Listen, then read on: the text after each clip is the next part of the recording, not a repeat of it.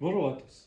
Je ne vous apprendrai rien en vous disant que l'orthographe du français est particulièrement complexe, mais je vous apprendrai peut-être quelque chose en vous disant qu'un certain nombre d'erreurs, mais de grosses erreurs, sont entrées dans nos dictionnaires et y figurent en bonne place. Et oui, à commencer par le mot orthographe lui-même.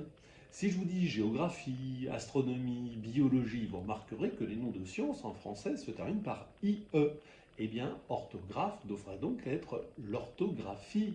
Et d'ailleurs, le mot orthographie a existé, puis il a disparu au profit d'orthographe, alors que l'orthographe, ça devrait être l'expert de l'orthographie, tout comme le géographe est l'expert de la géographie. Première erreur.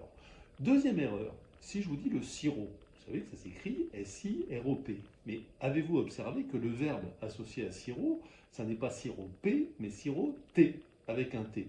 Pourquoi? Par erreur, là encore, sans doute par l'attraction d'autres couples comme tricot, tricoté, complot, comploté, bah hop, sirop, siroté. Voilà, on a oublié qu'il y avait un P. L'erreur est rentrée dans le dictionnaire, même si le verbe siroper existe, mais vraiment pour des choses, des emplois très techniques. Dernier exemple que je vous donne ici, le couple cauchemar-cauchemardé.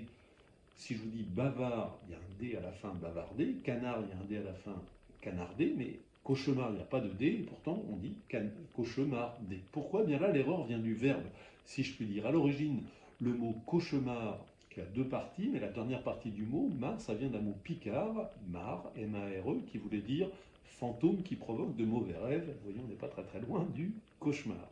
Et donc, cauchemar, longtemps en français, c'est écrit M-A-R-E à la fin, il y avait même un adjectif, cauchemaresque, sans D, c'était tout à fait logique.